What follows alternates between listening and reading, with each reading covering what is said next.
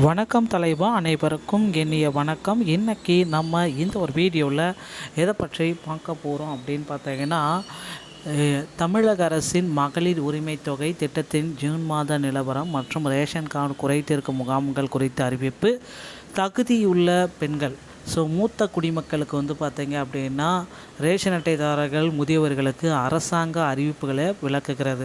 Ration அட்டையில் பெயர் சேர்த்தல் மற்றும் திருத்தங்களை மேற்கொள்வதற்கு ஜூன் மாதம் நடைபெறவுள்ள மக்கள் குறைதீர் முகாம்களை மக்கள் பயன்படுத்திக் கொள்ள அறிவுறுத்தப்படுகிறார்கள். நீண்ட வரிசையில் நிற்க இயலாத 50 வயதிற்கு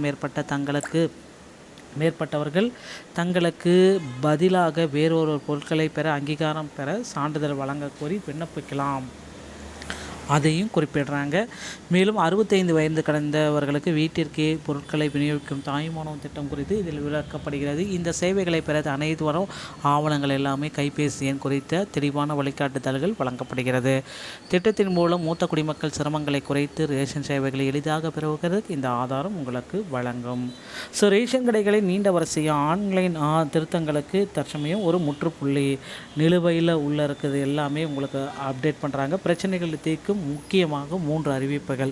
மக்கள் குறைதீர் முகாம், உங்கள் அட்டைகள் உடனடி திருத்தங்கள், அங்கீகார சான்று 50 வயதிற்கான மாற்று நபர் திட்டம், தாய் மாணவர் திட்டம், 65 வயதிற்கான டோர் டெலிவரி திட்டம்.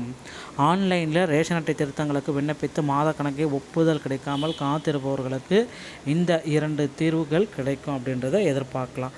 இந்த 3 முக்கியமான பிரச்சனைகளுக்கு தற்சமயம் இப்போ அப்டேட் கொடுக்குறாங்க. ஜூன் மாதத்தில் இதற்கான அப்டேட்டுகள் வந்துவிட்டது. குறைதீர்க்கும் கால் உங்கள் வட்ட வளங்கள் தாலுகா ஆஃபீஸில் இது எல்லாமே நடந்துகிட்ருக்கு. இதை ரொம்ப இம்பார்ட்டண்ட்டாக பயன்படுத்திக்கலாம்.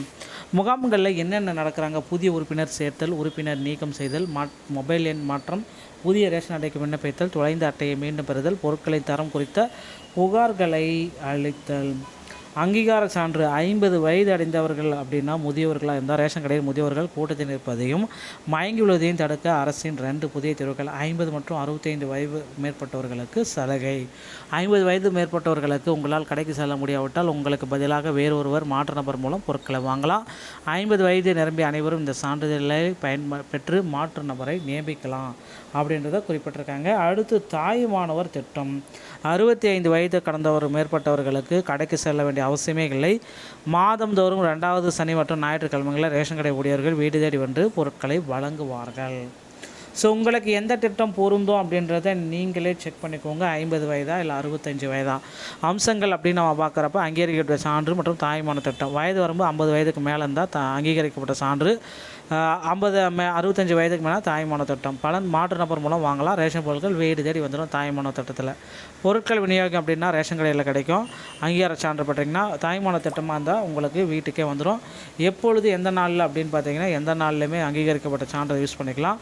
ஆனால் தாய்மான திட்டத்தில் மாதத்தில் 2வது மற்றும் சனி மற்றும் ஞாயிற்றுக்கிழமையில் தான் இது வீடு தேடி வரும் அப்படின்றத குறிப்பிட்டு சொல்கிறாங்க.